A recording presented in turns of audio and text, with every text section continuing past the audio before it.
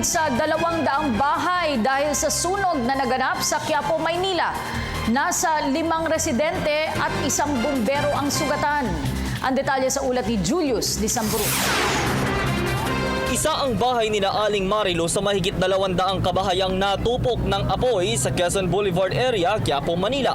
Dahil nabigla sa pangyayari ay hindi na niya naisip na magsalba pa ng anumang gamit sa bahay at mas pinili pa din ang buhay ng kanyang mag-anak. Kasi paglabas ko, nasa likod na po yung apoy wala po.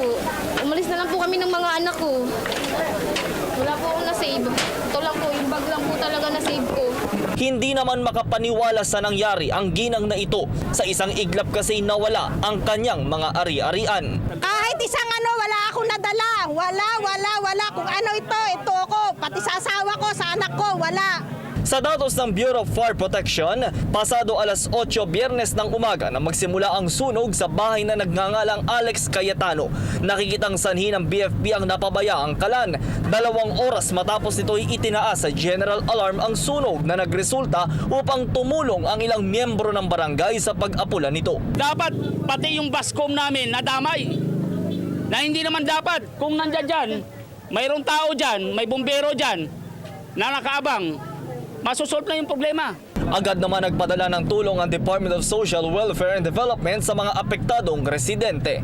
Hinanyayahan po namin yung mga kapitbahay po namin na mga nasunugan nandun po sa loob ng Bascom ang ating pong evacuation center po at para po makapagpalista na po tayong lahat. Doon na po sa loob ng Bascom yung ating po mga DSWD, yung mga nag-ating tulong po at para po mabigyan po tayo ng tulong at suporta.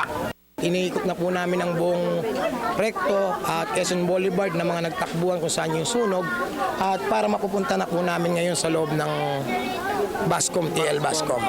Hindi lamang mga residential area ang apektados dito sa nangyaring sunog sa Maynila, kundi pati ang mga kalapit na establishmento. Paralisado din ang daloy ng mga sasakyan dito sa kabaan ng Quezon Boulevard patungo ng Quiapo area.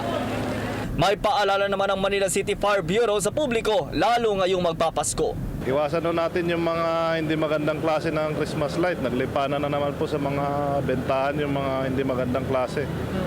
Mas maganda na yung gumasa tayo ng konti pero safe naman tayo. Para sa Telebisyon ng Bayan, ako si Julius Disamburu.